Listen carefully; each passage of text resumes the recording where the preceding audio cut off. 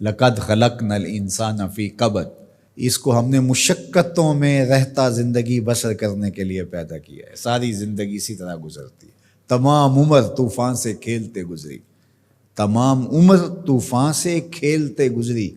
نیا کے ڈوبنے کا ڈر بھی رہا، ساری زندگی اس کشمکش میں گزرتی ہے۔ یہ حقیقت انسان اگر قرآن کی اس فکر کے مطابق جو بتایا ہے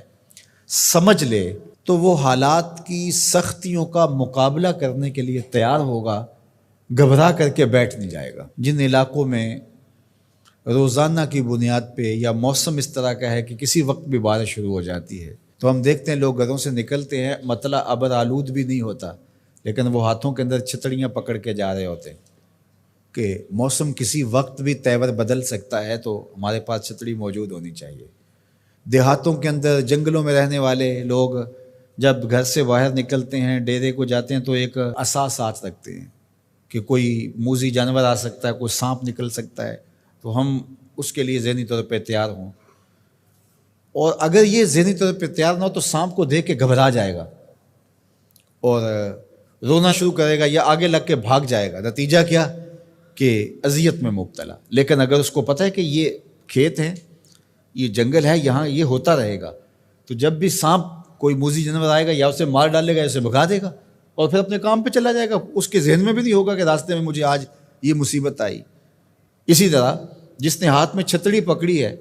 اور راستے کے اندر تھوڑا سا موسم کا تیور بدلا، چھتری کھولی، سر پہ لے لی، 2-4 قطرے برسے تو موسم پھر صاف ہو گیا، پھر اس کو سمیٹا اور ساتھ لے لیا، بات ختم۔ اس کو یاد بھی نہیں ہوگا کہ بارش ہوئی تھی یا نہیں ہوئی تھی، زندگی کے معمولات میں شامل ہے، چونکہ وہ اس کی تیاری کرتا ہے، اس کے ذہن میں ہے موسم ایسا ہے کہ بارش بھی آ سکتی ہے، کڑکتی دھوپ بھی ہو سکتی ہے۔ لیکن جو اس کے لیے ذہنی طور پہ آمادہ ہی نہیں ہے، اچانک نکلتا ہے تو بارش آ جاتی ہے تو پھر وہ گھبرا جاتا ہے، کبھی دیوار کے ساتھ لگتا ہے، کبھی کسی شیڈ کے نیچے ہوتا ہے، کبھی کچھ کرتا ہے، کبھی کچھ کرتا ہے، اور کپڑے بھگو کے واپس آتا ہے گھر، اور آتے ہی کہتا ہے مجھے گرم دودھ دو، مجھے تو سردی لگ رہی ہے، اس لیے کہ وہ ذہنی طور پہ تیار نہیں تھا، گھبرایا ہوا ہے، رنگ اڑا ہوا ہے، چہرہ زرد ہے، کیا ہوا؟ وہ میں نے سانپ دیکھا ہے وہاں، چونکہ اس نے مقابلے کے لیے ذہن ہی نہیں بنایا تھا اور وہ ایسے نکل گیا، اچانک دیکھا اور گھبرا گیا۔ اسی طرح آپ کوئی کام کرتے ہیں کسی فیکٹری میں، ذمہ داریوں کا بوجھ آپ کے سر پہ، آپ کو پتہ ہے کہ یہاں مسائل ہوں گے، مصائب ہوں گے، 2 لوگ الجھ سکتے ہیں، مسائل ہو سکتے ہیں، کوئی خیانت ہو سکتی ہے، جھوٹ ہو سکتا ہے، لوگوں کا آپس میں تناؤ ہوگا، آپ ذہنی طور پہ یہ سارا میں نے فیس کرنا ہے۔ تو یہ جب ذہن ہوگا تو پھر آپ اس کو ایک روٹین کے عمل کے طور پہ کرتے رہیں گے تو گھبراہٹ نہیں ہوگی، لیکن اگر آپ اس کے لیے تیار نہیں ہوں گے تو پھر آپ کو بہت تکلیف ہوگی۔ تو اللہ تعالیٰ نے یہ پہلے ہی بتا دیا، ہم نے تمہیں ڈیزائن اس طرح کیا ہے کہ یہ تمہارے ساتھ زندگی میں سب کچھ ہونے والا ہے، تکلیفیں بھی ہیں، آلام بھی ہے، حسد بھی ہے، بغض بھی ہے، کینہ بھی ہے، حقد بھی ہے، نفرت بھی ہے، اپنوں بیگانوں کا شر بھی ہے، شریکہ برادریاں بھی ہیں، دشمنیاں بھی ہیں، حالات کی ٹھوکریں بھی ہیں، غربت بھی ہے، امارت بھی ہے، بیماریاں بھی ہیں، صحت بھی ہے، سب ساتھ چلتا رہے گا، زندگی کے ساتھ کتنا کچھ جڑا ہوا ہے، تو پھر اس کو گھبراہٹ نہیں ہوگی۔ تو یہ زندگی کے ساتھ جڑی ہوئی چیزیں ہیں۔ لقد خلقنا الانسان فی کبد، تمہیں پیدا ہی کیا گیا ہے مشقتوں میں رہتا ہوا، اذیتوں سے تمہیں گزرنا ہی پڑے گا، کشاکشی حیات کا مقابلہ کرنا ہی پڑے گا، دکھوں سے پالا پڑے گا تمہارا، ان دردوں سے بھی گزرنا پڑے گا، بلکہ ان آبلوں سے جی گھبرا گیا تھا،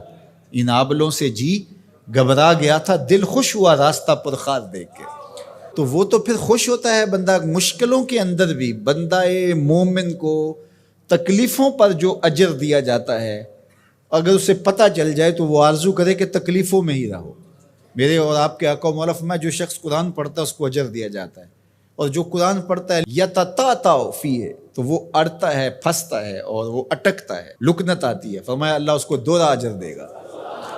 ایک تو اجر اس کو ملا جو قاریوں کی طرح فر پڑھتا جا رہا ہے، اور جو پڑھنا چاہتا ہے لیکن زبان عجمی ہونے کی وجہ سے لکنت پیدا ہوتی ہے تو اڑ کے پڑھتا ہے، تو اللہ ثواب بھی 2 عطا کرے گا۔ اللہ اکبر۔ تو یہ اللہ کا نظام ہے، تو وہ محروم نہیں رکھے گا۔ تو جو تکلیفیں پہنچتی ہیں، جو آلام آتے ہیں، جو اذیتیں آتی ہیں، اس کا میرے اللہ نے صلہ رکھا ہے۔